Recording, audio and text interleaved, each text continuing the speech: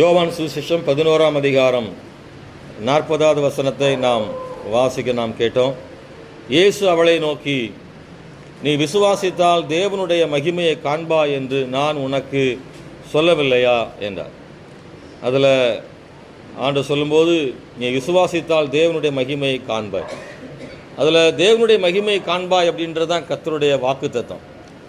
ஆண்டவருடைய மகிமையை காண்கிற ஒரு பெரிய ஆசீர்வாதத்தை ஆண்டவர் கட்டளையிடுறார். அதுக்கு நீ விசுவாசித்தால் நடக்குன்ற 2 பகுதி அதில் இருக்குது. ஒன்று ஆண்டவர் செய்கிறது, இன்னொன்று நம்ம செய்கிறது. ஆண்டவர் சொல்ல, நான் மகிமையை காண்பிப்பேன் அப்படின்ற. எப்போன்னா நீ விசுவாசித்தால், நீ அதை செய்தால். இன்னும் ரொம்ப தெளிவாக சொல்லணும் அப்படின்னா, ஒரு பக்கத்தில் தேவன் அவருடைய மகிமையை நமக்கு காண்பிக்கும் வரை அந்த அளவுக்கு நம்முடைய விசுவாசம் என்ன செய்யணும்? உயரணும். விசுவாசம் அப்படின்றது நம்முடைய வாழ்வியில் பலதரப்பட்ட நிலைமையில் இருக்குது. சில நேரங்கள் நம்முடைய விசுவாசம் ஆரம்ப கட்டத்தில் இருக்கலாம், அல்லது பாதியில் இருக்கலாம், அல்லது கொஞ்சம் அசைக்க முடியாத விசுவாசமாக இருக்கலாம். விசுவாசத்தின் அளவீடு ரொம்ப ரொம்ப முக்கியமானது. ஆனால் ஆண்டவர் சொல்கிறாரு, நீ விசுவாசித்தால் தேவனுடைய மகிமையை காண்பாய் அப்படின்னு ஆண்டவர் சொல்கிறார். அன்பானவர்களே, பைபிளில் மகிமை அப்படின்னு எடுத்துக்கிட்டோம்னா ஸ்தோத்திரம் பல இடங்களில் பல அர்த்தத்தில் சொல்லப்பட்டிருக்கிறது. தேவனுடைய மகிமையை பற்றி ஒன்று அவருடைய பிரசன்னத்தை, அவருடைய சமூகத்தை காட்டுகிறது, அவருடைய வல்லமைகளை காட்டுகிறது. அந்த மகிமை என்ற வார்த்தைக்கு அவருடைய வல்லமையை கூட அவருடைய மகிமை காட்டுகிறது. அதோடு உயர்த்துதல், ஆங்கிலத்தில் க்ளோரின்னு சொல்லி உயர்த்துதல், தேவனை மகிமைப்படுத்துவதற்கு, உயர்த்துவதற்கு அந்த வார்த்தையை பயன்படுத்தப்பட்டிருக்கிறது. ஒருத்தருடைய சாதனையை புகழ்றது போல தேவன் செய்ததை புகழ்வது, அல்லது அவர் யார் என்பதை அறிந்து கொள்ளுதல், அவருடைய மகிமையை காட்டுதல் அப்படின்றது அவர் யாருன்னு பார்க்கக்கூடிய ஒரு இடத்தை ஆண்டவர் நமக்கு வெளிப்படுத்துகிறார். ஸ்தோத்திரம். எபிரேய மொழியில் ஷெக்கினா அப்படின்னு சொல்லி ஒரு வார்த்தை பயன்படுத்துகிறது. அவருடைய அதிக வல்லமை ஆண்டவருடைய மகிமை என்பது அவருடைய பெரிய வல்லமையை என்ன செய்துனா காட்டுகிறார். அன்பானவர்களே, ஸ்தோத்திரம். தேவனாகி ஆண்டவர் சொல்றார், நீ தேவனுடைய மகிமையை காண்பாய் அப்படின்னு சொல்லப்பட்டிருக்கிறார். இந்த சம்பவம் நமக்கு தெரியும். லாசர் வியாதிப்பட்டிருக்கிறார். அவனுடைய சகோதரிகள் மார்த்தாலும் மரியாளும் இயேசு கிறிஸ்துவுக்கு ஆள் சொல்லி அனுப்புகிறாங்க. நீ சிநேகிக்கிறவன் வியாதியாக இருக்கிறான். இயேசு கிறிஸ்து அந்த குடும்பத்தை அதிகமாக நேசித்தார். அந்த குடும்பத்தோடு அதிக நேரம் செலவு செய்தார். அந்த பகுதிகளுக்கு வரும்பொழுது அந்த வீட்டுக்கு வராமல் போவதில்லை. அந்த குடும்பத்தில் தாய் தகப்பன் இருப்பது போல தெரியவில்லை. ஆகவே அந்த குடும்பத்தை ஆண்டவர் அதிகமாக நேசித்திருக்கிறார். காரணம், அந்த குடும்பம் இயேசுவை அதிகமாக நேசித்திருக்கிறது. மரியாள் பரிமள தைலத்தினால் அவரை கனப்படுத்தினதை நாம் வாசிக்கிறோம். ஆகவே இயேசு கிறிஸ்துவோடு அந்த குடும்பம் ரொம்ப சிநேகிதமாக இருந்திருக்கிறது. தேவனாகிய கர்த்தர் அந்த குடும்பத்தை நேசித்ததுனால அவருக்கு சொல்லி அனுப்புகிறார்கள். ஆனால் அதில் கவனிக்க வேண்டிய ஒரு விஷயம் என்னன்னா, அதை கேள்விப்பட்ட பிறகு, தான் நேசிக்கிற ஒருவன் வியாதியாக இருக்கிறான் என்பதை கேள்விப்பட்ட போது அங்கே இயேசு கிறிஸ்து அங்கேயே 2 நாள் தங்கினார்னு நாம் வாசிக்கிறோம். இது எதை காட்டுகிறதுன்னா, சில நேரங்களில் தேவனுடைய செயல்களை நம்மளால் புரிந்து கொள்ள முடியாது. ஆண்டவர் ஏன் இப்படி செய்கிறார் நமக்கே புரியாது. இல்லை, உண்மையாக ஆண்டவர் நேசிக்கிறவர்னா என்ன செய்திருக்க வேண்டும்? அதை பதறி எடுத்து, ஐயோ நம்ம நேசிக்கிறவனுக்கு இப்படி ஆயிடுச்சு, யார் யாருக்கெல்லாமோ ஊருக்கெல்லாம் நம்ம அற்புதம் செய்கிறோமே, நம்மளை நாம் நேசிக்கிற ஒருவனுக்கு உதவி செய்யணுமேன்னு சொல்லி ஆண்டவர் பதறி கொண்டு வந்திருக்கணுமே. ஆனால் அப்படி அவர் வரவில்லையே அப்படின்னா எல்லாருக்கும் அது ஆச்சரியமானதாக இருக்கும். உண்மையிலே இயேசு கிறிஸ்து கூட இருந்த சீஷர்களுக்கு அதை பார்க்கும்போது என்ன தோணிருக்குன்னா, இயேசு ஏன் இப்படி செய்கிறார்? நிறைய நேரத்தில் இயேசு செய்கிறது நமக்கு ஒன்றும் என்ன செய்யாது, புரியாது. ஏன் ஆண்டவர் இப்படி செய்கிறாரு? ஏன் நம்மளை இப்படி ஆண்டவர் வச்சிருக்கிறார்? ஏன் நமக்கு ஜெபம் கேட்கப்படலை? ஆண்டவர் கவனிக்கலையா? அவருக்கு என் மேலே அன்பு இல்லையா? இப்படியெல்லாம் நமக்கு தோணும்ல. அப்படி தான் தோணும். இயேசு கிறிஸ்துவை பார்த்து அப்படி தான் தோணும். ஏன் அப்படி செய்கிறார் அப்படின்னா, ஆனால் ஆண்டவர் எது செய்தாலும் அவர் நன்மைக்காக செய்கிறார். ஒரு அலையில் சொல்கிறீங்களா? அவர் எது செய்தாலும் நன்மைக்காக செய்கிறார். நான் என்ன நினைக்கிறேன்னா, ஆண்டவருடைய செயல்பாடுகளை வச்சு அவருடைய அன்பை அளக்கவே முடியாது. சொல்லுங்கள், அவருடைய செயல்பாடுகளை வச்சு அன்பை அளக்கவே முடியாது. சில நேரம் அவர் ரொம்ப மௌனமாக தான் இருப்பார். சில நேரம் நம்ம மேலே அக்கறை இல்லாமல் இருக்கிறது மாதிரி தெரியும். ஆனால் இந்த இடத்துல எல்லாரும் அப்படி தான் நினச்சிருப்பாங்க. அவர் கூட இருந்தவங்களும் நினச்சிருப்பாங்க, மார்த்தாள் மரியாளும் கூட நம்ம சொல்லி அனுப்புனமே தகவல் போய் கூட இயேசு வரலையே அப்படின்னு நினைக்கிறேன். இதுக்கு இடையில என்ன நடக்குது அப்படின்னா, அவர் தாமதமாகிறதுக்குள்ளே இங்கே லாசரு மரித்து போனான். அவன் அடக்கம் செய்துட்டாங்க. இயேசு கிறிஸ்து வந்து அதுக்கப்புறமும் லேட்டாக தான் வர்றார், பயணப்பட்டு வருகிறார்.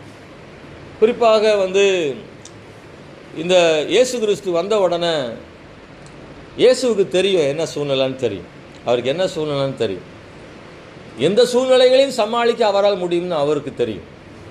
ஏன்னா இயேசு கிறிஸ்து வல்லமை நிறைந்தவராக இருக்கிறார். அவர் சீக்கிரமாய் வருவதும் ஆசீர்வாதமே, அவர் தாமதமாய் வருவதும் ஆசீர்வாதமே. அதுதான் இங்கே கவனிக்க வேண்டிய ஒன்று. சில நேரத்தில் ஆண்டவர் சீக்கிரமாக என்ன செய்கிறார்னா வருகிறார், அந்த நேரத்திலேயே கர்த்தர் செய்கிறார். ஒரு இடத்துல நான் வாசிக்கிற போது என் வேலைக்காரன் ஒரு வார்த்தை சொன்னால் சுகமாயிடுவான்னு கேட்கும்போது ஆண்டவர் சொல்கிறாரு, விசுவாசத்தோட போன்னு சொல்லி அவனை அனுப்புகிறார்.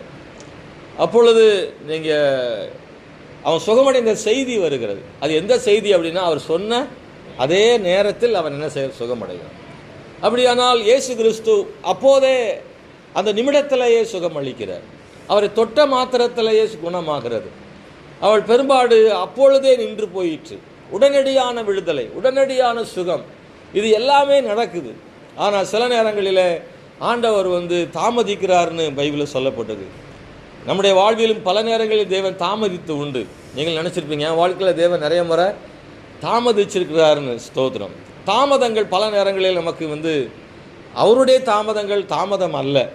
நம்முடைய தாமதங்கள் வேணால் தாமதமாக இருக்கலாம். அவருடைய தாமதத்துக்கு பேர் தாமதமே இல்லை. அவர் தாமதிக்கிறார் அப்படின்றதுக்கு தாமதம்ன்ற வார்த்தை கிடையாது. அது வந்து ஸ்தோத்திரம், தேவன் நன்மைக்காக அதை செய்கிறாருன்னு தான் அர்த்தம். கர்த்தர் ஒரு நாளும் தீமை செய்கிற தேவன் அல்ல.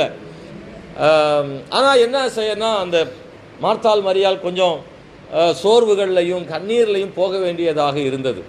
ஆனால் தேவனாகிய ஆண்டவர் செய்த அற்புதம் என்னவென்றால், இயேசு கிறிஸ்து வந்தார், மரியாளையும் மார்த்தாளையும் பார்த்தார். எங்கே அவனை வைத்தீர்கள் என்று கேட்டார். அவனை இயேசுவை அழைச்சிட்டு போகிறாங்க. இயேசு கிறிஸ்து அந்த கல்லறைக்கு போன போது அவர் வந்து கண்ணீர் விட்டு அழுதார் என்ற செய்தியை பார்க்குறோம். அவங்கள பார்க்கும்போது அவருடைய கண்ணீர் வந்து எதுக்கானது அப்படின்னா, மார்த்தாள் மரியாளுடைய கண்ணீருக்கான ஒரு அடையாளமானது. அழுகிறவருடைய அழுங்கன்னு சொன்னதுக்காக இயேசு கிறிஸ்து அவங்க துக்கத்தை அவர் புரிந்து கொண்டார். நான் சொல்லுவேன், இயேசுவின் கண்ணீர் வந்து இயலாமையின் கண்ணீர் அல்ல, அது ஒரு ஆறுதலின் கண்ணீர். இயலாமையின் கண்ணீர் நமக்கு உண்டு, இயேசுவுக்கு இயலாமையின் கண்ணீரே இல்லை. நம்மளால் இப்போ ஒன்றும் பண்ண முடியலன்னு அழுவோம். நம்ம ஐயோ எல்லாம் சூழ்நிலை இப்படி இருக்கே, நம்மளால் ஒன்றும் செய்ய முடியலேன்னு வரும்போது நமக்கு என்ன வந்துடும், அழுக வந்துடும். நம்ம எப்படி இருக்கமே, நம்ம நிலைமை எப்படி இருக்கே, நம்ம சூழ்நிலை இப்படி இருக்கு, இது அது வேறு. இயேசு கிறிஸ்து அவருடைய சூழ்நிலையை பார்த்து அழலை. அவர் எதையும் செய்ய வல்லவர். ஆனால் இவ்வளோ வேதனை வழியாக இந்த குடும்பம் போகிறதே என்பதை நினைக்கும் போது இயேசு கிறிஸ்து அழுக. நான் சொல்லும்போது நமக்கு வலிக்கும் போது அவருக்கும் வலிக்கும். பிரைஸெல்லாம் நம்ம ஆண்டவருக்கும் அது வலி உண்டு. அதுதான் அவருடைய கண்ணீரின் அடையாளம். அதுதான் நம்முடைய வேதனைகளை அவரை மாதிரி புரிந்துக்கிறதுக்கு யாருமே இல்லை. அவருக்கு தெரியும். அவர் கல்மனதாக இருப்பதனால் அவர் தாமதமாக இருப்பதில்லை. தேவநாமம் மகிமைப்படும்படியாக அவர் தாமதமாக இருக்கிறார் என்று தான் வேதம் சொல்லுது. ஆகவே நாம் இவைகளை தெரிந்து கொள்ள கிருபை செய்யட்டும். இவைகளை நாம் புரிந்து கொண்டு அந்த மாதிரி நேரங்களில் நாம் கர்த்தரை சார்ந்திருப்போம், அவரை நம்பியிருப்போம். ஆண்டவர் சொல்கிறாரு, மரியாளே மார்த்தாளே நான் உனக்கு சொல்லலையா? எப்போ சொல்கிறாருன்னா, கல்லை என்ன செய்யுங்க, புரட்டுங்க. ஆமென், ஸ்தோத்திரம். 4 நாளாயிற்று நாருமே ஆண்டவரே என்று அவள் சொல்லுகிறார். 4 நாளாச்சு நாருமே. அவளுக்கு விசுவாசத்தை கொடுப்பதற்காக சொல்கிறார். விசுவாசித்தால் தேவனுடைய மகிமையை காண்பா என்று நான் உனக்கு சொல்லவில்லையா? ஆனால் நான் வார்த்தை சொல்லியிருக்கிறேன், ஏன் விசுவாசிக்கலை? நான் சொன்ன வார்த்தையே நம்பலை அப்படி. மரியாள் விசுவாசம் உள்ளவளா, மார்த்தாள் விசுவாசம் உள்ளவர்களா? அவங்க 2 பேரும் ஆமாம் விசுவாசம் உள்ளவங்க தான். நீங்கள் உடனே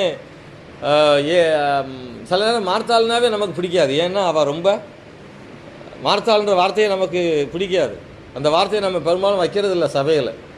ஏன் வைக்கிறதில்ல? மார்த்தாள்னா அவள் வந்து உலக வேலைக்காரின்னு நம்ம சில நேரம் ஒதுக்கிடுறோம். ஒரு பக்கம் இருந்தாலும் இயேசுவை ரொம்ப அதிகமாக நேசித்தோம். அதாவது எல்லா மனுஷருக்குள்ளேயும் ஒரு பக்கம் நல்லதும் ஒரு பக்கம் கெட்டது இருக்குன்னு சொல்லலாம். அது மாதிரி மார்த்தாளுக்குள்ளே வந்து மைனஸ் இருந்தது, ஆனால் ப்ளஸ்ஸும் இருந்தது. இயேசுவை ரொம்ப நேசிக்கிறவர். அவள் இயேசுவை விசுவாசம்லாம் இல்லாமலாம் இல்லை, விசுவாசத்தில் குறை. மார்த்தாளையும் நம்மளையும் ஒப்பிட்டு பார்த்தா மார்த்தாளோட நம்ம கொஞ்சம் கீழே தான் இருப்போம். நம்மளோட பல நேரம் மார்த்தாள் ரொம்ப,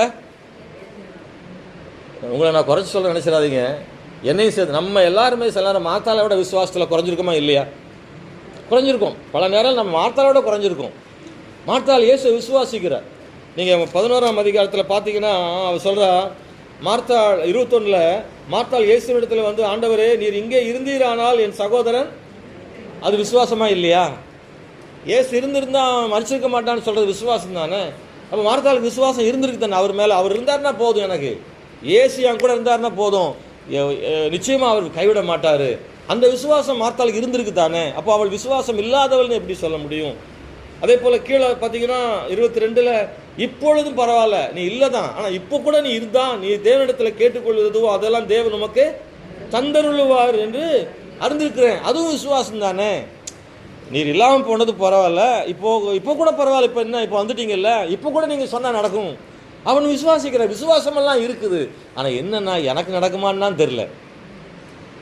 உங்ககிட்ட வல்லமை இருக்குது, உங்களால் செய்ய முடியும். ஆனால் என் தம்பிக்கு எப்படின்னு தெரில, நாரும் தானே, அவளுக்கு ஆண்டவர் மேலே விசுவாசம் இருக்குது, ஆனால் என் சூழ்நிலை அப்படி இல்லைன்ற மாதிரி தான். அந்த விசுவாசத்தின் ஒரு பகுதி, அது ஒரு பகுதி.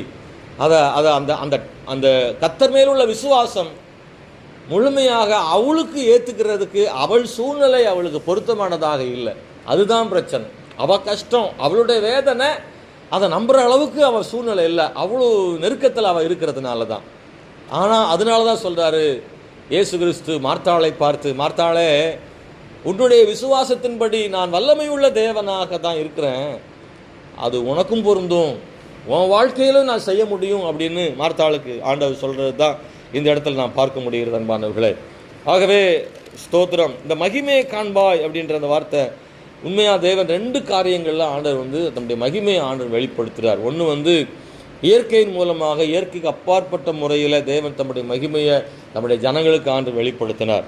யாத்திராம் புஸ்தகம் 19ஆம் அதிகாரத்தில் 18ஆம் வசனத்தில் படிக்கும்போது, அங்கே கர்த்தர் சீனாய் மலையின் மேல் அக்கினியில் இறங்கினபடியால் அது முழுவதும் புகைக்காடாய் இருந்தது. அந்த புகை சூளையின் புகையை போல எழும்பிற்று, மலை முழுவதும் மிகவும் அதிர்ந்தது. இந்த சம்பவத்தை தான் உபாகமத்தில் வந்து மோசே வந்து அதை ரிப்பீட் பண்ணுறார்.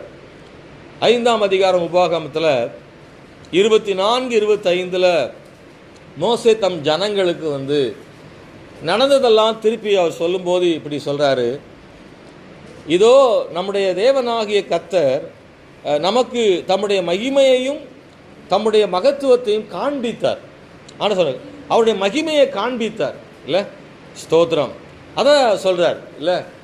பாருங்கள், அக்கினியின் நடுவில் இருந்து உண்டான அவருடைய சத்தத்தையும் கேட்டோம். தேவன் மனுஷனோடே பேசியும் அவன் உயிரோடு இருக்கிறதை இந்நாளில் கண்டோம். இப்பொழுது நாங்கள் சாவானேன், இந்த பெரிய அக்கினி எங்களை பட்சிக்குமே, நாங்கள் இன்னும் நம்முடைய தேவனாகிய கர்த்தரின் சத்தத்தை கேட்போமாகில் சாவோம். அதாவது அந்த அளவுக்கு தேவனுடைய மகிமையை ஆண்டவர் வந்து அந்த சீனாய் மலையில் தேவன் வெளிப்படுத்தினார். இஸ்ரவேல் ஜனங்கள் மலையை பார்க்குறாங்க, புகைக்காடாக இருக்கிறது. அது வந்து இயற்கைக்கு அப்பாற்பட்ட நிலைமையில் பார்க்குற, அப்படி நடந்ததில்லை. ஆனால் ஒரே புகைக்காடாக இருக்கிறது.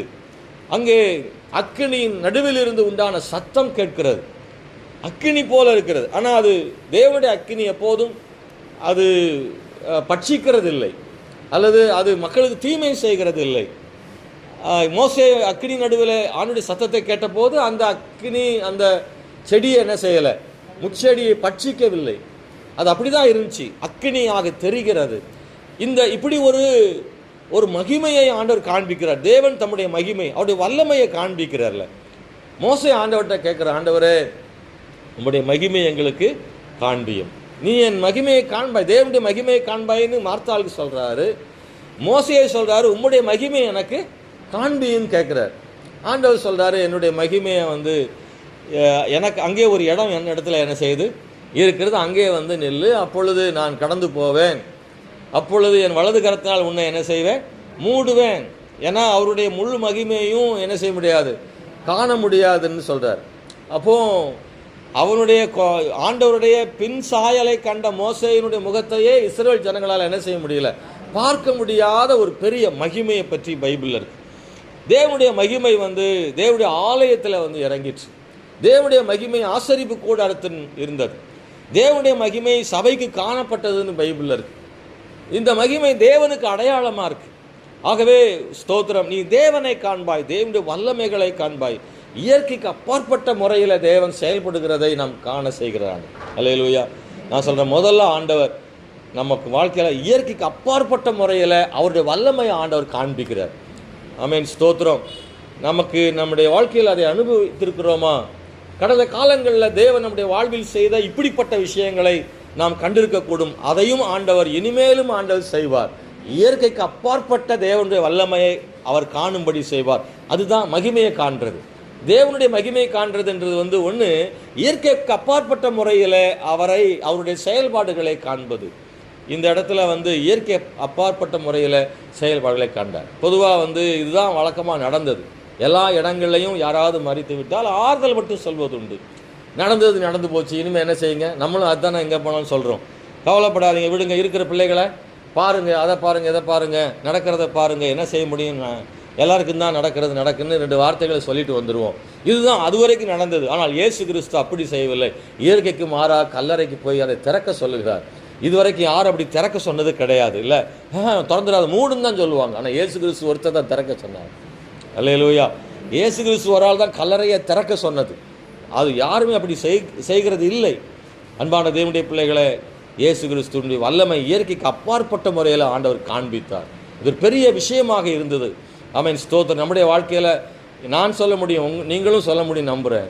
கடந்த காலங்களில் நம்முடைய வாழ்க்கையில் இயற்கை சில காரியங்களை பார்க்கும்போது இயற்கை கிடையாது, அது மாறுதல்.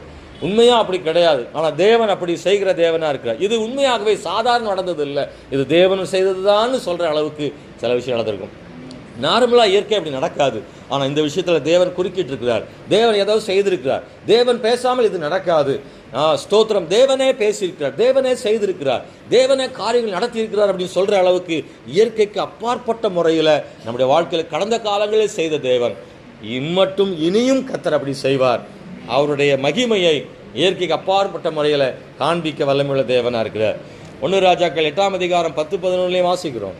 அப்பொழுது ஆசாரியர்கள் பரிசுத்த ஸ்தலத்திலிருந்து புறப்படுகையில் மேகமானது கர்த்தருடைய ஆலயத்தை நிரப்பிற்று. மேகத்து நிமித்தம் ஆசாரியர்கள் ஊழியம் செய்கிறதுக்கு நிற்கக்கூடாமல் போயிற்று. கர்த்தருடைய மகிமை கர்த்தருடைய ஆலயத்தை நிரப்பிற்று. இன்னும் ஏசாயா 6ஆம் அதிகாரத்தில் 1-4 வரைக்கும் அன்றைக்கு வாசிக்கிற போது கர்த்தர் சிங்காசனத்தில் இருப்பதை ஏசாயா தரிசனமாய் பார்க்கிறான் அல்லவா. ஸ்தோத்திரம். கேருபீன்கள் சேராபின் மத்தியில் தேவன் இருப்பதை அவன் காண்கிறான். அப்பொழுது அவன் அசுத்த உதடுள்ள மனுஷனாக பார்க்கிறார். அந்த மகிமை சிங்காசனத்தில், தேவனுடைய சிங்காசன தேவனுடைய மகிமை இருப்பதை ஏசாயா பார்த்தான். அன்பானவர்களே, ஆண்டோடைய மகிமையை கண்டவர்கள் பலர். பழைய ஏற்பாட்டு காலங்களில் தேவன் அநேகருக்கு தம்முடைய மகிமையை வெளிப்படுத்தினார். ஆசாரியர்களுக்கு வெளிப்படுத்தி ஜனங்கள் வெளிப்படுத்தினார். இந்த புதிய ஏற்பாட்டில் நமக்கும் ஆண்டவர் அவருடைய மகிமையை கர்த்தர் வெளிப்படுத்துவார். இயற்கைக்கு அப்பாற்பட்ட தேவனுடைய வல்லமையை நமக்கு வெளிப்படுத்துவார் ஆண்டவர். அன்பான தேவனுடைய பிள்ளைகளை, அவருடைய மகிமையை கண்டோம் அப்படின்னு சொல்கிற அளவுக்கு தேவன் செய்ய வல்லமையுள்ள தேவனாக இருக்கிறார். அன்பானவர்களே, நம்முடைய ஜபங்களில், நம்முடைய ஆராதனைகளில் அவருடைய மகிமையை காண செய்வார்.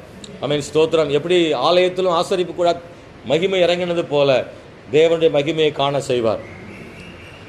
ஆண்டுடைய ஆலயத்தில் தேவனுடைய மகிமை இறங்கும் போது எல்லாரும் அதை என்ன செய்யறதில்லை, பார்க்கறதில்லை. ஏன்னா யார் உண்மையாகவே அதற்கு பொருத்தமானவர்களோ அவர்கள் தான் பார்க்கிறார்.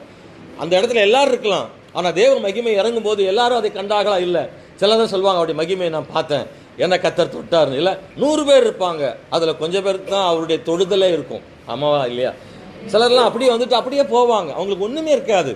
ஆலயம் முழுவதும் பரிசுத்தாவி நிறைவு இருக்கும், தேவ மகிமை இருக்கும், தேவனுடைய தொடுதல் இருக்கும். ஆனால் அந்த ஆலயத்தின் நடுவில் நிறைய பேர் சும்மாவே போவாங்க. ஏன்னா அவங்க இன்னும் ஆண்டவருடைய மகிமையை காண அவங்க என்ன தங்களை ஒப்பு கொடுக்கவில்லை. தேவனோடு யார் இணைகிறார்களோ, தேவனை உண்மையை ஆராதிக்கிறார்களோ, வாஞ்சியோடும் தாகத்தோடு யாரை கர்த்தரை நோக்கி பார்க்குறாங்களோ அவங்க மேலே தேவன் மகிமை இறங்கும். அவங்க ஃபீல் பண்ணுவாங்க, அவங்க கண்களால் அதை காண்பார்கள். தரிசனங்களை பார்க்கும்படி ஆண்டவர் செய்வார். அந்த தொடுதலை அவங்களால காண முடியும். இன்னைக்கு தேவன் வல்லமையாய் கிரியை செய்தார்னு சொல்லுவாங்க. அது எல்லாருக்கும் அல்ல. அன்பானவர்களை, இதைத்தான் நான் சொல்ல விரும்புகிறேன். அவரை விசுவாசித்தால் தேவனுடைய மகிமையை காண்பாய். அல்லேலூயா. யார் விசுவாசிக்கிறார்களோ அவர்கள் ஆராதனையில் தேவனுடைய தொடுதலையும் மகிமையும் பிரசன்னத்தையும் காண முடியும்.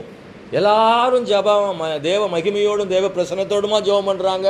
இல்லை, எல்லாரும் அப்படி செய்கிறதில்ல. ஆனால் யார் உண்மையாக ஜெபிக்கிறார்களோ அவர்கள் தேவ பிரசன்னத்தோடு ஜெபிக்கிறார்கள். நிறைய பேர் சும்மா கடமைக்காக ஜெபிக்கிற ஆட்கள் இருக்குத்தானே செய்கிறாங்க. சும்மா ஜெபம் பண்ணி சும்மா எழுதுகிற ஆட்கள் எத்தனையோ பேர் இருக்காங்க. ஆனால் ஆண்டவர் சொல்லார், நீ விசுவாசித்தால் தேவனுடைய மகிமையை காண்பாய். வெறுமையான ஜெபமாக இருக்காது, நம்முடைய ஜெபத்துக்கு பதில் கிடைக்கும். அல்லேலூயா. நம்முடைய ஜெபத்துக்கு பதில் கிடைத்தல் என்பது நான் நினைக்கிறேன். ஜெபத்துக்கு பதில் கிடைப்பது, அந்த ஜெபத்தில் கர்த்தர் கேட்பதே பதில் கிடைத்தது நான் நினைக்கிறேன். நான் ஒரு விஷயத்துக்காக ஜெபம் பண்ணுறேன், அந்த காரியம் நடந்தால் தான் தேவன் பதில் கொடுத்தாருன்னு இல்லை. என் ஜெபத்தை அவர் கேட்டுட்டாருனாவே பதில் கொடுத்தாரு. ஏன்னா அவர் எனக்கு கொடுப்பதும் பதில் தான், கொடுக்காம இருப்பதும் பதில் தான். அவர் கேட்டுட்டாவே பதில் தான் நான் நினைக்கிறேன். நான் உங்களுக்கு சொல்கிறது புரியுதா? சில நேரத்தில் அவர் கொடுப்பதும் பதில் தான், அவர் கொடுக்காம இருப்பதும் பதில் தான். ஏன்னா அவர் கொடுப்பதும் ஆசீர்வாதமாக இருக்கும், கொடுக்காம இருப்பதும் ஆசீர்வாதமாக தான் இருக்கும் பின்னாடி. அது ஒரு வகையான பதில் கொடுத்தல் தான். எத்தனை பேர் புரியுதுல்ல? நான் கேட்டதை அவர் கொடுத்தாலும் பதில் கிடைச்சிட்டுன்னு அர்த்தம், நான் கேட்டதை அவர் கொடுக்கலனாலும் பதில் கிடைச்சிட்டுன்னு அர்த்தம். ஏன்னா அவர் கொடுக்காமல் இருப்பது கூட அது ஒரு பதிலாக இருக்கும். பின்னாடி நமக்கு தெரியும், நல்ல வேளை கர்த்தர் நமக்கு அதை கொடுக்கல, ஏன்னா கொடுத்ததை கொடுக்காது நல்லதுன்னு நினைப்போம். அல்லேலூயா. பதில் ஆண்டவர் பதில் கொடுத்தார் என்பதன் அர்த்தம் என்னவென்றால், நான் ஜெபத்தில் அவர் இருந்தாருனாலே போதும். நான் ஜெபிக்கும் போது அவர் பிரசன்னம் இருக்குதுன்னா என் ஜெபத்தை அக்செப்ட் பண்ணிட்டாருன்னு அர்த்தம். என் ஜெபத்தை கேட்டுட்டார், என் ஜெபம் அவர் செவிகளை விழுந்துருச்சு. அவர் செவிகளை விழுந்துட்டுனாலே போதும், பதில் கிடைச்சதாகவே நினைக்கிறேன். அது கிடைச்சாலும் கிடைக்காட்டாலும். ஏன்னா என் தேவன் எதை தரணுமோ அவர் தருவார், எதை செய்யணுமோ அவர் செய்வார். அவர் செய்வது தான் ஆசீர்வாதம். ஆமென், ஸ்தோத்திரம். அந்த இடத்துல கர்த்தர் நம்மளை வைப்பார். அல்ல, ரெண்டாவது நான் சொல்ல விரும்புகிறேன், தேவன் தம்முடைய குமாரன் மூலமாக மகிமையை காண்பித்தார். யோவான் 1:14 நீங்கள் படிக்கும்போது அங்கே சொல்லியிருக்கு.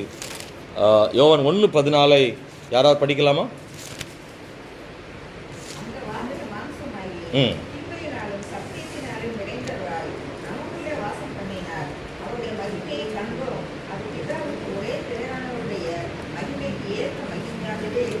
இங்கே அவருடைய மகிமையை கண்டோம்னு இங்கே இருக்குது. அது குமாரனாகிய கிறிஸ்து. தேவன் தம்முடைய குமாரனாகிய இயேசுவின் மூலமாக தம்முடைய மகிமையை காண்பித்தார். ஸ்தோத்திரம். பழைய ஏற்பாட்டில் பிதா தம்முடைய மகிமையை காண்பித்தார் மக்களுக்கு. புதிய ஏற்பாட்டில் தேவன் தம்முடைய குமாரன் மூலமாக தம்முடைய மகிமையை காண்பித்தார். ஸ்தோத்திரம். ரெண்டுக்கும் இடையில ஒரு பெரிய வித்தியாசம் என்ன செய்யுதுன்னா இருக்கிறது அன்பானவர்களே. பழைய ஏற்பாட்டை தேவனுடைய மகிமையை கண்டால் சாவோம் அப்படின்ற இடத்துல இருந்தாங்க. ஆனால் புதிய ஏற்பாட்டை தேவனுடைய மகிமையை காணும்போது ரட்சிப்பு கிடைத்தது. தேவனுடைய மகிமை மக்களுக்கு நன்மைகளை உண்டாக்கிட்டு என்பதை பார்க்கும். பழைய ஏற்பாட்டிலையும் நன்மை, ஆனால் அந்த பயமுறுத்தல்கள் இருந்தது. அன்பானவர்களே, குமாரன் மூலமாக தேவன் தம்முடைய அன்பை வெளிப்படுத்தினார், தம்முடைய மகிமையை வெளிப்படுத்தினார் என்பதை வேதத்தில் வாசிக்கிறோம். எப்படி அப்படின்னா, குமாரன் மூலமாக, ஆமென், ஸ்தோத்திரம், ரட்சண்யம், உம்முடைய ரட்சணியத்தின் கண்கள் கண்டதே. சிமியோன் சொல்கிறார், உம்முடைய ரட்சணியத்தின் கண்கள் கண்டதே. அந்த வசனத்தை லூக்கா 2:32 எடுத்துக்கொள்ளலாம். லூக்கா 2ஆம் அதிகாரம் 32வது வசனத்தை. உம்முடைய ரட்சணியத்தை என் கண்கள் கண்டது என்றார். ஸ்தோத்திரம். ஆண்டவர் எதை பார்க்க, இந்த ரட்சணியம் எதுன்னா தேவனுடைய மகிமை, கிறிஸ்து குமாரன் தான் அவருடைய மகிமை. ஆமென், ஸ்தோத்திரம். அது ஒரு ரட்சணியமாக இருக்குது. ரட்சிப்பை என் கண்கள் கண்டது. பாருங்க, இன்னொன்று சொல்லப்பட்டிருக்குது, அற்புதங்களினாலே அடையாளங்களினாலே தேவன் தம்முடைய மகிமை என்ன செய்கிறாரான்னா வெளிப்படுத்துகிறார். யோவான் 2ஆம் அதிகாரத்தில் 11ஆம் வசனத்தை படிக்கும்போது, இவ்விதமாய் இயேசு இந்த முதலாம் அற்புதத்தை கலிலேயாவில் உள்ள கானா ஊரில் செய்து தம்முடைய மகிமையை வெளிப்படுத்தினார். அவருடைய சீஷர்கள் அவரிடத்தில் விசுவாசம் வைத்தார்கள். அப்போ தேவன் தம்முடைய மகிமையை என்ன செய்கிறாருன்னா வெளிப்படுத்துகிறார்ல, குமாரன் மூலமாக தேவன் வெளிப்படுத்தினார். இங்கே வாசிக்கிற போது கானா ஊரில் தம்முடைய மகிமையை வெளிப்படுத்தினார். எப்படி அப்படின்னா அற்புதங்களின் மூலமாக. அல்லேலூயா, ஸ்தோத்திரம். மத்தேயு 24:30 அப்பொழுது மனுஷகுமாரனுடைய அடையாளம் வானத்தில் காணப்படும், அப்பொழுது மனுஷகுமாரன் வல்லமையோடு மிகுந்த மகிமையோடு வானத்தில் மேகங்கள் மேல் வருகிறதை பூமியில் உள்ள சகல கோத்திரத்தாரும் கண்டு புலம்புவார்கள் சொல்லப்பட்டிருக்கிறது. பைபிளில் ஆண்டவர் அற்புதங்களினாலும் அடையாளங்களினாலும் தேவன் தம்முடைய வசனத்தை என்ன செய்தாராம், உறுதிப்படுத்தினார்னு பைபிளில் இருக்கு. இந்த அற்புதங்களுக்கும் அடையாளங்களுக்கும் என்ன வித்தியாசம்? தேவன் அற்புதங்களாலும் அடையாளம் மகிமைப்படுகிறார்னு சொல்லப்பட்டிருக்குல்ல. ஆமீன். ரட்சிப்பினாலே மகிமைப்படுகிறார். ஆமென், ஸ்தோத்திரம். தேவன் புகழப்படுகிறார். இந்த ரட்சணத்தை, இந்த மகிமையை நாம் பார்த்திருக்கிறோம். ஆண்டவர் அற்புதங்களின் அடையாளத்தினால் மகிமைப்படுறார். லாசர் விஷயத்தில் கூட தேவனுடைய அற்புதம் என்ன? அந்த வீட்டுக்கு லாசர் மறுபடியும் கிடைத்தது ஒரு அற்புதம். அடையாளம் என்ன? இயேசு கிறிஸ்து இந்த உலகத்துக்கு அடையாளமானார். இவர் வல்லமையானவர் என்பதை தேவன் அடையாளப்படுத்தினார். அற்புதத்துக்கும் அடையாளத்துக்கும் இடையில வித்தியாசம் என்ன அப்படின்னா, அற்புதம் பெற்றவர்களுக்கு அற்புதம், மற்றவர்களுக்கு அது அடையாளமானது. இவர் தான் மேசியா, இவர் தான் தீர்க்கதரிசி, இவர் தான் வரப்போகிறவர் அப்படின்னு மக்களெல்லாம் சொல்லும் அளவுக்கு அவர் ஒரு அடையாளமானார்னு பார்க்குறோம். அன்பானவர்களே, அற்புதங்களாலும் அடையாளங்களாலும் தேவன் தம்முடைய மகிமை என்ன செய்கிறார்னா ஆண்டவர் வெளிப்படுத்துகிறார். அல்லேலூயா, ஸ்தோத்திரம். அன்பான தேவனுடைய பிள்ளைகளை, நம்முடைய வாழ்க்கையிலும் தேவன் அற்புதங்களையும் அடையாளங்களையும் செய்து அவருடைய மகிமையை வெளிப்படுத்துவார். விசுவாசி நம்முடைய வாழ்க்கையில் அற்புதங்களை செய்வார். இந்த ஆகஸ்ட் மாதத்தில் தேவனுடைய அடையாளங்களை பார்க்க தேவன் கிருபை செய்வார். அன்பானவர்களே, ஸ்தோத்திரம். அற்புதங்களை நமக்கும் அடையாளங்களை மற்றவர்களுக்கும் செய்து காண்பிக்க தேவன் வல்லமை உள்ள தேவனாக இருக்கிறார் என்பதை நாம் வாசிக்கிறோம். குறிப்பாக இந்த நாட்களில் அவருடைய மகிமையை காண செய்வார். ஆமென், ஸ்தோத்திரம். இயற்கைக்கு அப்பாற்பட்ட முறையிலே தேவன் நமக்கு கிரியை செய்வார். இயற்கையாக அது நடக்காது, சாதாரணமாக அது நடக்காது. தேவனே அதை செய்வார். இயற்கைக்கு மாறான முறையில் அவர் எப்படியும் செய்ய முடியும். ஆண்டவர் தம்முடைய இரட்சணியத்தினாலே தம்முடைய குமாரன் மூலமாக நமக்கு அற்புத அடையாளங்கள் மூலமாக அவருடைய மகிமையை வெளிப்படுத்துகிற தேவனாக இருக்கிறார். அதற்கு தேவை என்னென்னா, தேவன் அதை செய்யும், நாம் அதை பெற்றுக்கொள்ளுகிற வரைக்கும், அல்லது அவருடைய மகிமையை காணும் இடத்துக்கு நம்முடைய விசுவாசம் என்ன செய்யணும்னா உயர கிருபை செய்யணும். அல்லேலூயா. பைபிளில் படிக்கிறோம், ஆண்டவரே என் விசுவாசம் உன்னுடைய விசுவாசம் ஒழிந்து போகாதபடி உனக்காக வேண்டிக் கொண்டேன். அல்லேலூயா. அப்புறம் ஸ்தோத்திரம், நம்முடைய விசுவாசம் வளரணும்னு கற்றுட்ட கேட்போம். அதுதான் ரொம்ப முக்கியமானது. நம்ம எல்லாருடைய வாழ்க்கையிலும் விசுவாசம் சில நேரம் கொஞ்சம் குறைய வாய்ப்பு இருக்குது. என் விசுவாசம் குறைஞ்சி போகாமல் இருக்கிற அளவுக்கு மட்டும் எனக்கு உதவி செய்யும் ஆண்டவரேன்னு சொல்லி கற்றுட்ட கேட்போம். நாம் ஜெபம் பண்ண போகிறோம். இந்த கால வேளையில் நீ விசுவாசித்தால் தேவனுடைய மகிமையை காண்பாய். ஆண்டவருடைய வாக்குத்தத்தம் அவருடைய மகிமையை காண செய்வார். அதில் எந்த மாற்று கருத்துமே இல்லை. கர்த்தருடைய வார்த்தை மாறாது. இதை கேட்கிற நம்முடைய வாழ்க்கையில் தேவனுடைய மகிமையை காணும்படி செய்வார். அவருடைய வல்லமையை பார்க்க செய்வார். நாம் ஜெபிக்கும் போது, ஆராதிக்கும் போது நம்ம மேலே அவருடைய மகிமை இறங்குறத அவர் பார்க்க செய்வார். வெறுமையான ஜபங்கள் அவருடைய மகிமையான ஜபங்களாக மாறும். வெறுமையான ஆராதனை தேவ மகிமை நிறைந்த ஆராதனையாக மாறும். ஆமென், ஸ்தோத்திரம். நம்முடைய ஆவிக்குரிய வாழ்க்கையில் அவருடைய மகிமையை உணர பண்ணுகிற தேவன். அவர் வல்லமையானவராக இருக்கிறார். ஆண்டவர் நம்முடைய வாழ்க்கையில் அற்புதங்களையும் அடையாளங்களையும் செய்து அவருடைய மகிமையை காண்பிப்பார். ஆண்டவரே, நீர் எங்களுக்கு உம்முடைய மகிமையை காண்பிக்கும் இடத்துக்கு, அந்த அளவுக்கு எங்களுடைய விசுவாசம் பெருகும்படி கிருபை செய்யும் ஆண்டவர். ஆண்டவரே, சூழ்நிலைகள் எங்கள் விசுவாசத்தை தீர்மானிக்க வேண்டாம்ப்பா. சூழ்நிலைகள் எங்கள் விசுவாசத்தை தீர்மானிக்க வேண்டாம். எங்கள் விசுவாசம் ஒரு நாளும் ஆண்டவரை பாதிக்கப்படாதபடி இருக்கணும். எங்கள் விசுவாசம் வளரணும், எங்கள் விசுவாசம் உயரணும். இன்னும் எங்கள் விசுவாசிக்கு கிருபை செய்யும்படி ஜெபிக்கிறோம். தேவனுடைய விலையேறப்பட்ட ஆசீர்வாதங்களை தேவனுக்கு தரும்படியாக ஜெபிக்கிறோம். உடைய நன்மைகளையும் கிருபைகளையும் ஆண்டவர் தருவீராகப்பா. ஸ்தோத்திரம். ஒரு முறை கூட இந்த ஆகஸ்ட் மாதத்துக்காக நம்ம எல்லாம் ஜெபமணும். நம்முடைய குடும்பங்களுக்காக, சபைக்காக ஜெபமணும். ஆண்டவர், இந்த மாதம் எங்களுக்கு ஒரு ஆசீர்வாதமான மாதமாக இருப்பதாக இந்த ஜெபம் என்ற கர்த்தாவே, இந்த மாதத்தில் கர்த்தர்களுக்கு முன்னே போய் கோணலானவைகளை செவையாக்கும்படியாக ஜெபிக்கிறோம் ஆண்டவரை. இந்த மாதத்தின் பொருளாதார தேவைகளை ஆண்டவர் சந்திப்பீராக ஆண்டவரை. ஐயாமை துதிக்கிறோம் ஐயா. ஸ்தோத்திர ஆண்டவரை. கர்த்தர எங்களோடு வாரும் ஆண்டவரை. இந்த மாதத்தில் நாங்கள் தனியாக நடக்கக்கூடாது, எங்கள் தேவனோடு கரம் பிடித்து நடக்க வேண்டும். சொல்லுங்க ஆண்டவர்கிட்ட, ஆண்டவரே நாங்கள் தனியாக இந்த மாதத்தில் நடக்கக்கூடாது, உம்முடைய கரம் பிடித்து நடக்க வேண்டும் ஆண்டவரே. பிள்ளைகளுக்காக, பேர பிள்ளைகளுக்காக, உடன்பிறப்புகளுக்காக, ஆண்டவரே பெற்றோருக்காக நாங்கள் செபிக்கிறோம். எங்களுடைய வாழ்க்கையில் தேவனுடைய மகிமையை காண பண்ணும் ஆண்டவரே. கர்த்தாவே, நன்றியோடு ஸ்தோத்திரிக்கிறோம், ஸ்தோத்திரிக்கிறோம், ஸ்தோத்திரிக்கிறோம், ஸ்தோத்திரிக்கிறோம் ஆண்டவரே. உம்முடைய இரட்சணியத்தை என் கண்கள் கண்டதேன்னு சிமியோன் சொன்னார். இன்னைக்கும் ஆண்டவரே நாங்கள் காணும்படி செய்கிற தேவன் ஆண்டவரே. கேட்கும்படி செய்கிறவர் மட்டுமல்ல, காணும்படியாகவும் செய்கிற தேவன் ஆண்டவர். அநேக நேரங்களில் கேட்கும்படியாக செய்திருக்கிறீர். இந்த ஆகஸ்ட் மாதத்தில் நாங்கள் காணும்படியாக செய்யும், உம்முடைய மகிமையை காணும்படியாக செய்யும். இதெல்லாம் நடக்காது அப்படின்னு சொல்கிற ஒரு காரியத்தை அது நடக்கும் சொல்கிறார்ல, அதுதான் அவருடைய மகிமையை காண்பித்தது. உங்கள் வாழ்க்கையில் நடக்க வாய்ப்பே இல்லைன்னு சில விஷயத்தை சொல்வீங்கள்ல, அது நடக்கும். அதுதான் அவர் சொல்கிறாரு, மகிமையை காண்பாய். மார்த்தாளே, நீ நடக்காதுன்னு நினைக்கிற, அது நடக்கும்படி செய்வே. அதுதான் நீ காண்கிற மகிமை. ஹல்லேலூயா, ஸ்தோத்திரம். இன்னைக்கு இந்த காலையில் தேவனுடைய வார்த்தை உங்களுக்கு நேராக வருகிறது. என்னென்னா, நீங்கள் சில நேரங்களில் இதெல்லாம் வாய்ப்பு இல்லை, சரி எதை நடக்கிறது நடக்கட்டும் போட்டும் அப்படின்னு நீங்களே சில விஷயத்தை நடக்காதுன்னு முடிவு கட்டி வச்சுருப்பீங்கள்ல. நீங்கள் விசுவாசிச்சா அது நடக்கும், அது நடக்கும். நீங்கள் கர்த்தரை நம்புனா அது நடக்கும். ஹல்லேலூயா. வாய்ப்பே இல்லாத இடத்துல கர்த்தர் வாய்ப்புகளை உருவாக்குகிற தேவன், நடக்காத ஒன்றை நடக்க வைக்கிற தேவன், முடியாது என்பதை முடிய வைக்கிற தேவன். இது மனுஷரால் கூடாது, ஆனால் தேவனாலே கூடும். ஹல்லேலூயா, அது தேவனாலே கூடும். ஹல்லேலூயா, ஸ்தோத்திரம். உங்கள் கண்களுக்கு முன்னாடி எல்லாரும் சொல்லலாம் இது நடக்காது, இது முடியாதுன்னு பலர் சொல்லியிருக்கலாம். ஸ்தோத்திரம். இனி ஒன்றுமே பண்ண முடியாதுன்னு சில நேரம் சொல்லியிருக்கலாம். ஆனால் தேவனாகிய கர்த்தர் சொல்றார், நீ விசுவாசி மகளே, அது நடக்கும்படி செய்கிறவர் நான் அல்லவா, ஓ தேவனுடைய மகிமை நீ காண்பாயின்னு சொல்லப்பட்டிருக்கிறார். ஹல்லேலூயா, ஸ்தோத்திரம், ஸ்தோத்திரம், ஸ்தோத்திரம். எங்கள் மகா இரக்கமுள்ள பிதாவே, இந்த கால வேளையில் நாங்கள் விசுவாசத்தோடு இந்த வசனத்தை ஏற்றுக்கொள்கிறோம். நாங்கள் நம்பிக்கையோட இந்த வசனத்தை ஏற்றுக்கொள்கிறோம். ஆண்டவரை, எல்லா விசுவாசியுடைய வாழ்க்கையில், ஆண்டவரை அடியனுடைய வாழ்க்கையில், சபையின் ஊழியத்தில் கர்த்தராகிய தேவன் தேவனுடைய மகிமையை காண்பிக்க தேவன் கிருபை செய்கிறபடியால் நன்றி. நீர் ஆண்டவரே உம்முடைய மகிமையை காண்பிக்க நீர் ஆயத்தம், நாங்கள் பார்க்க நாங்கள் ஆயத்தமாகணுமே, அதுக்காக எங்களுக்கு விசுவாசத்தை கொடுங்க ஆண்டவரே. அப்பா, நீர் காண்பிக்க முடியும், நாங்கள் பார்க்கும் கண்களை எங்களுக்கு தாரும், அதை பார்க்கும் கண்களை எங்களுக்கு தாரும், அந்த விசுவாசம் எங்களுக்கு வரட்டும் ஆண்டவரே.